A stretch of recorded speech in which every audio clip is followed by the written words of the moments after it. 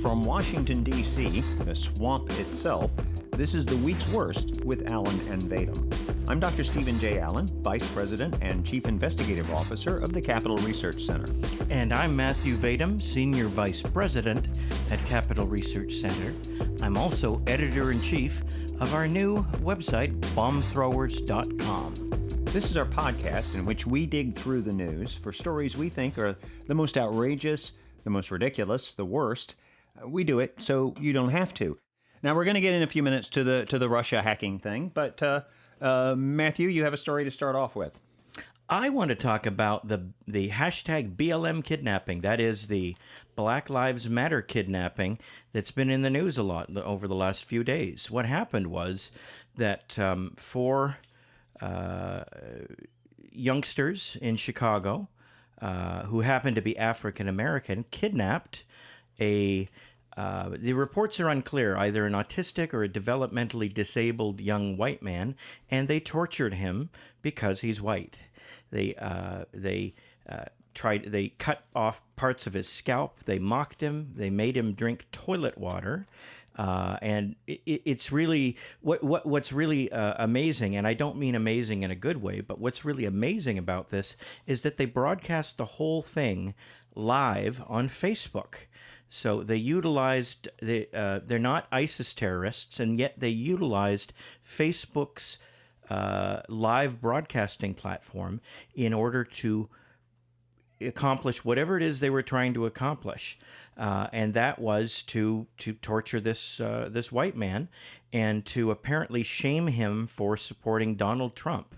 And they, on the video, you can see them very clearly saying, F Donald Trump, F white people, and then they're mocking this person as they're menacing him with what looks like a knife or a dagger of some kind, and it's really shocking.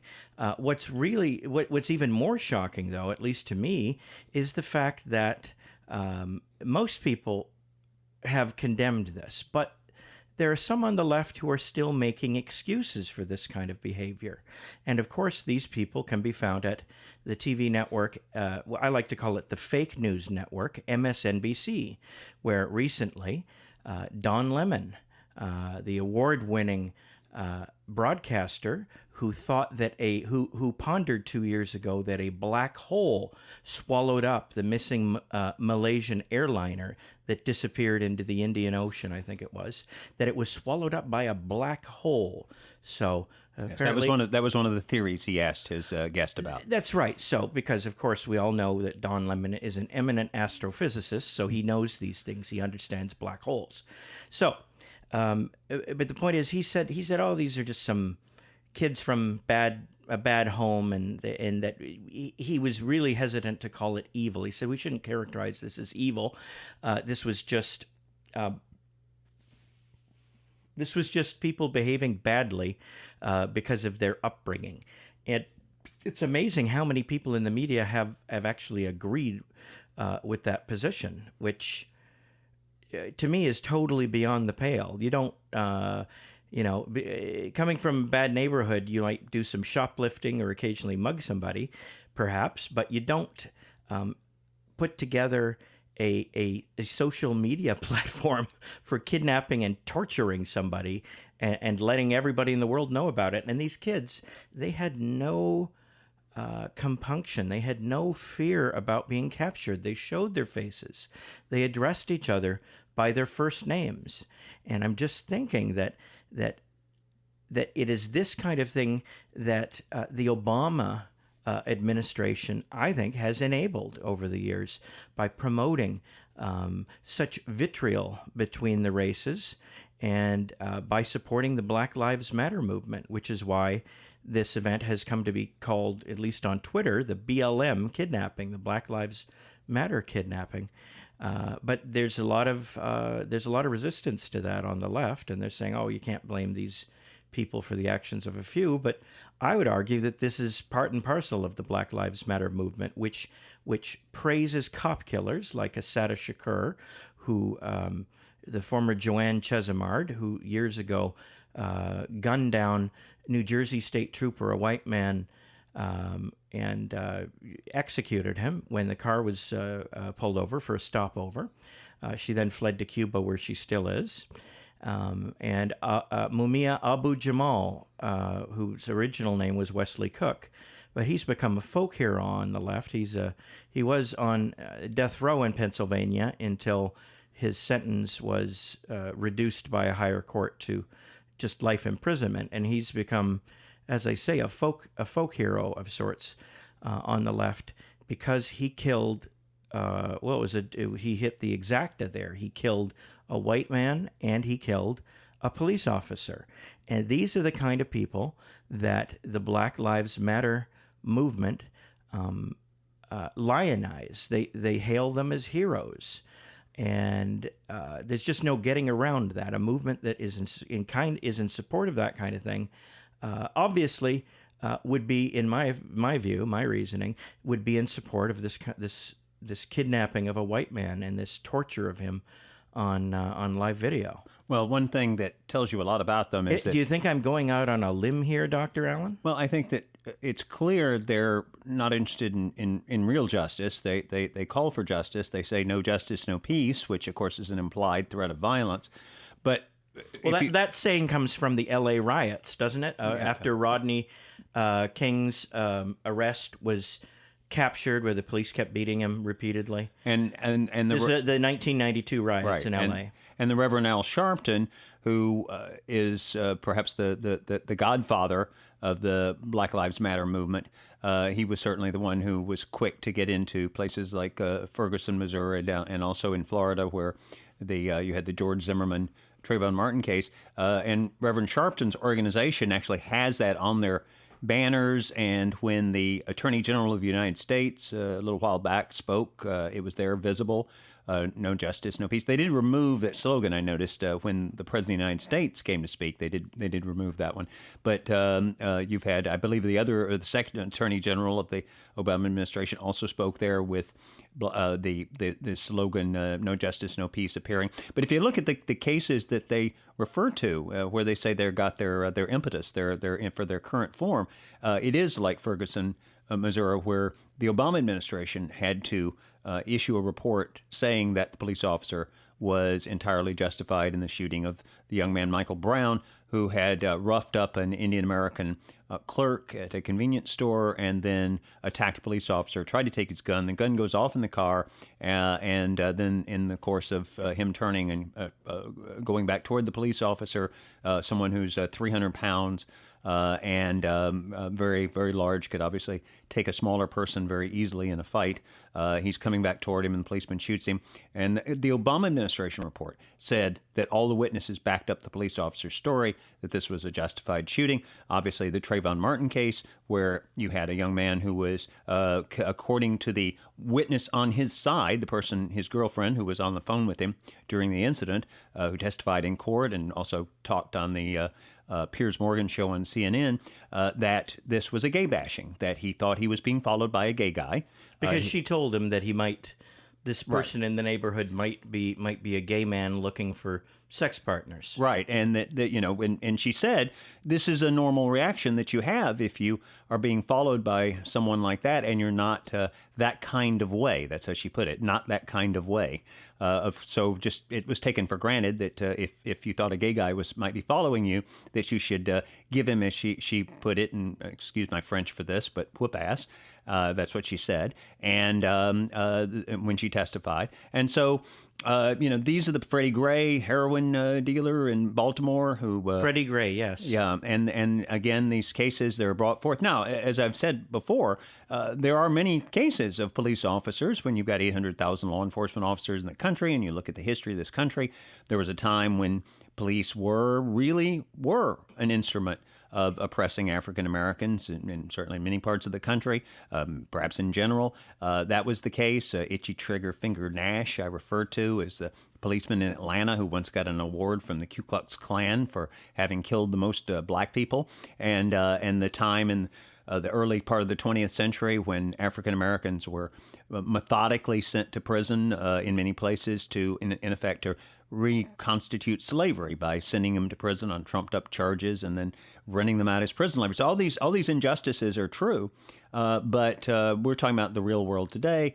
and this is where you get an organization like Black Lives Matter come through, and they are not held to any standard of truth, of providing evidence for the charges they make, and they tell people that white police officers and police officers in general, but you look at the Freddie Gray case, the officers who had the most serious charges, trumped-up charges, as it turned out, against them were African Americans themselves. They were subjected to political show trials as well. Right, and the ones... And everyone was acquitted, and eventually they just stopped prosecuting. And the ones with the most serious charges against them were African Americans. So it's a situation where if you tell people that they're at war, and you tell it over and over again, and I should mention, President Obama commented on the horrible situation, the fellow being tortured, and seemed to suggest that the problem was, well, there's this technology that allows you to put it online, and then that racism and discrimination, that this is sort of the kind of thing that happens when you have that in a society.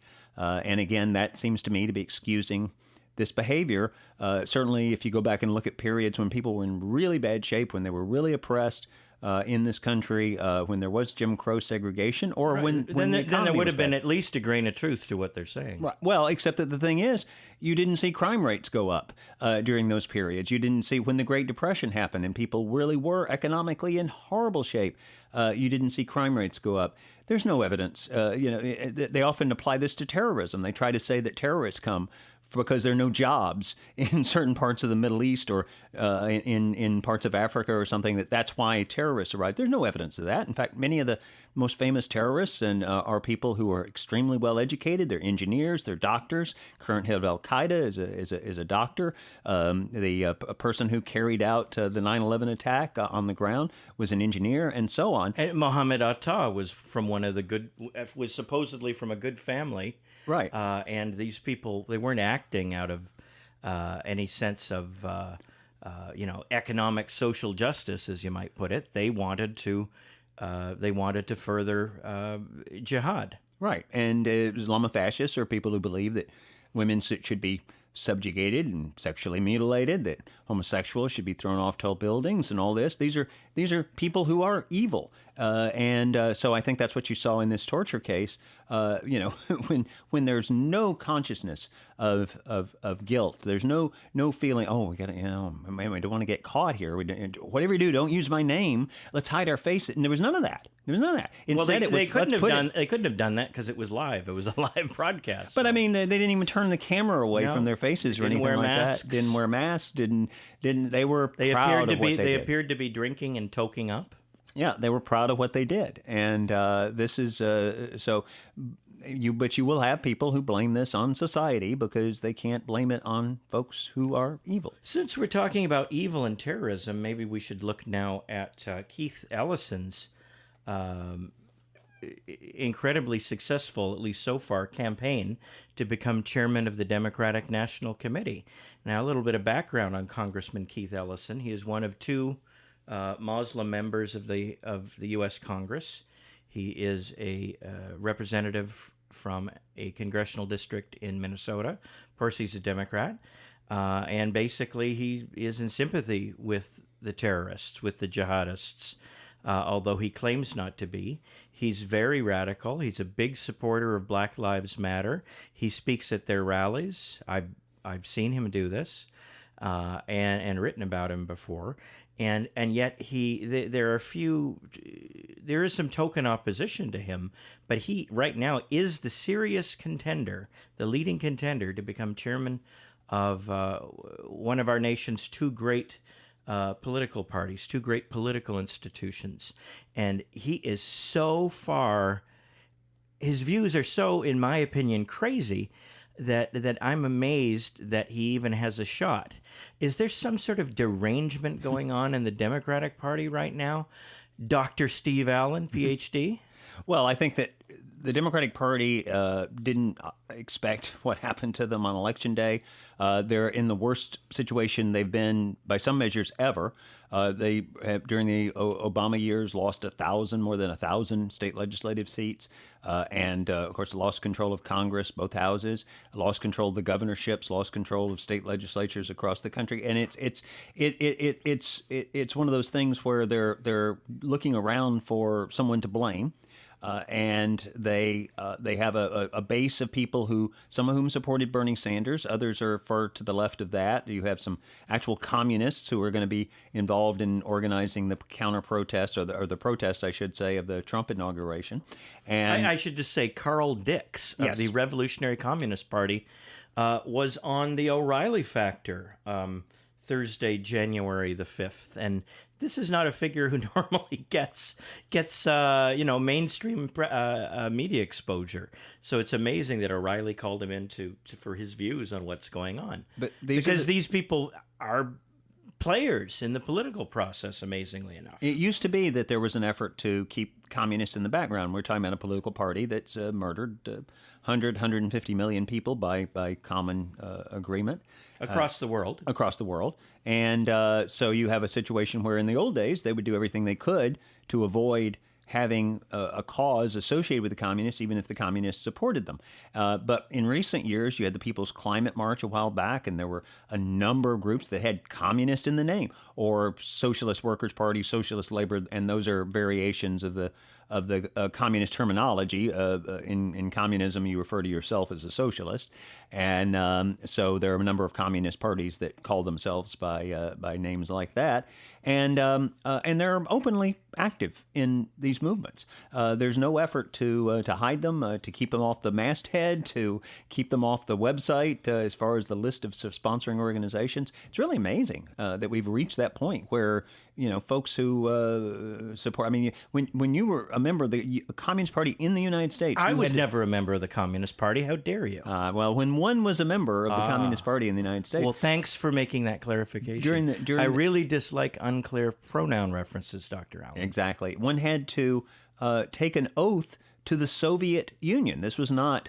we're an American party, we happen to be to the left of some other parties or anything like that. They were not a legitimate part of the political process. These were people who were working for the Soviet Union, took an oath to the Soviet Union, whose goal was the destruction of American democracy. And so, and when you try to hold them accountable, you're written up now in the history books. You're a bad guy for finding people who actually were communists. I'm not talking about people who were falsely accused of being communists. There were not very many cases of that, almost none that historians can find now, but rather people who were members of the Communist Party and were held accountable for it. So let me move on to a couple of other things, and I'll first a little bit lighter note, if you can say that about someone's death. But I was a big fan of Carrie Fisher. She was a couple of weeks Princess Leia younger from than Star me. Wars. And throughout her whole life, I remember my mother when I was young sort of following. My mother was a big movie buff and fan of celebrities, and she would compare my progress in life to that of Carrie Fisher, who almost exactly the same age. And then when she died, there was, of course, an outpouring of grief, and followed up by a day later, her mother, Debbie Reynolds, dying. But I did note a couple of things that are relevant to the things we talk about on this program.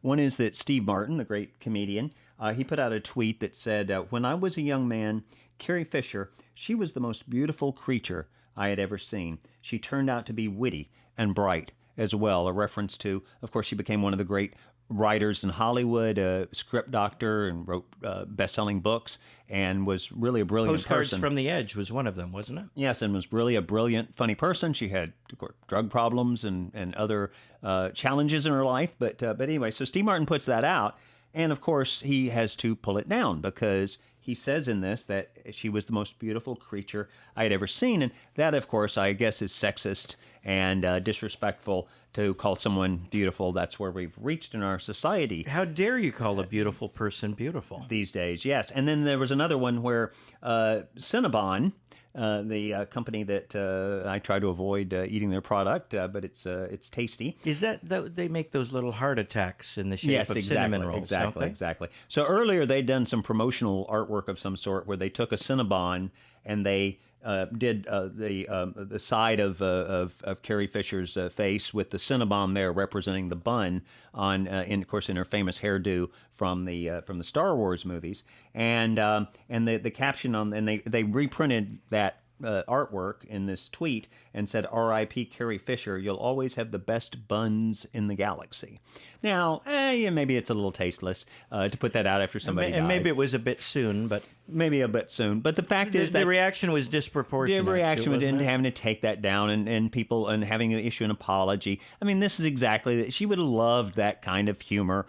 So, totally in keeping with her. She had that sort of, I don't know what the term would be these days, but a tough, broad type sense of humor, we used to call it. And that's probably what she would call it. And then, of course, there were people who didn't get in trouble for what they said about Carrie Fisher's death. When she was struck ill and before she died, Mark Hamill, her co-star from the Star Wars movies, he put out a tweet that said, "As if 2016 couldn't get any worse. Sending all our love to Carrie Fisher." So somehow he's got to work in a reference, and we all know what that is, to Donald Trump. And that's what you do in Hollywood. And then there was, of course, Charlie Sheen, who put out a tweet saying, "Dear God, Trump next, please. Trump next, please. Trump next, please." So once again, these people in Hollywood are so obsessed that they can't let Carrie Fisher's death pass without making some sort of reference to Donald Trump and how terrible things should happen to him. And they keep making these public service announcements, these videos promoting their causes, trying to get Republican electors in the Electoral College last month to vote against Donald Trump in the hope of throwing the election to the House of Representatives as provided in the Constitution. And they keep expecting people will actually take them seriously and follow their advice. Now they put out a new video recently with celebrities from Hollywood and left-wing social activists urging that Donald Trump be resisted right from the beginning. And it's just an angry, not that I have a problem with anger per se, but it was a scolding video. I watched it the other day, and the people are totally unsympathetic.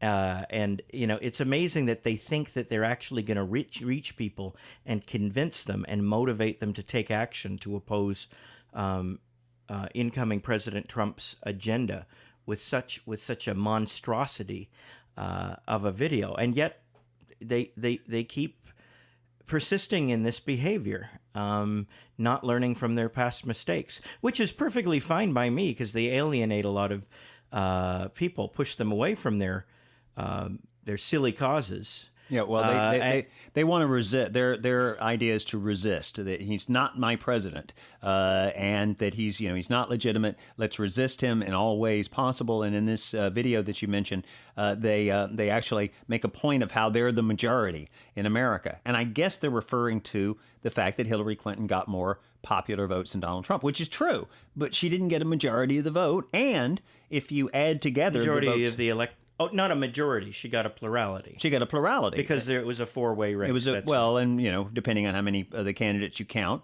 And but there were four sort of major candidates that got mentioned a lot. But if you add together in any way, first of all, she didn't get a majority of the vote. But secondly, if you add together the right of center votes, including the Libertarians, and that's the party that once ran one of the Koch brothers for national office. So I think even people on the left would have to admit that they're generally on the right. That is, the Libertarians are generally considered a right-wing party. And then you put in the Constitution Party, and then you put in some others, McMullen, who was running, versus Hillary and Jill Stein and the left-wing candidates. What you find is that more people voted for the right-wing candidates than voted for the left-wing candidates. It was simply there were more of them, so there was a little more split, and that caused, among other factors that we've discussed, voter suppression in California and so forth, that caused Hillary to get more of the popular vote. But again, they don't seem to know what a majority is, and they also refer to themselves as diverse Americans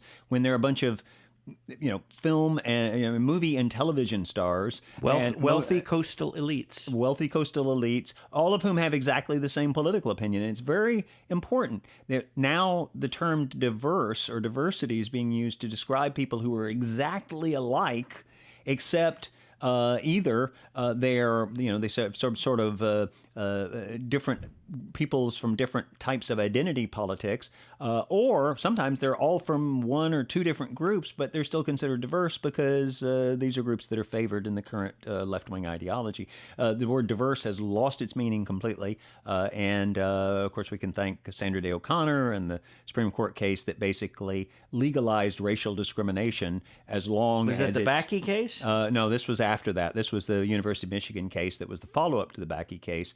And this is basically, they said you can justify any kind of racial discrimination as long as it's done in the name of diversity. And then the word diversity got twisted so that then it could justify all forms of racial discrimination. So let's talk about the Russia hack. What do you think about that, Matthew? Well, it makes me want to hack. That's whenever I hear about it, it strikes me as nonsense. It's entirely possible that it happened. But foreign intelligence agencies are trying to hack U.S. government and corporate computer networks 24 hours a day, 7 days a week, 365 days a year. There has yet to be, to the best of my knowledge, there has yet to be any evidence released indicating that the Russians were that there was any special, extraordinary effort, any focused effort to throw the election to one candidate or the other. And this claim is made explicitly that that's what they're trying to do. There's no proof. We just have to take the word for it. People who have produced summaries of CIA reports claim that this is the case. And, the CIA doesn't really have a good track record for intelligence. Well, unfortunately, it's like whenever I have friends in town, and I drive them by the George Bush Center for Intelligence in McLean, Virginia, they always snicker when they see that sign. Well, and I get it. Yeah, here's the thing. I've worked a lot with people in the intelligence community. They're great people for the most part. But the thing is, there are certain things you can't know.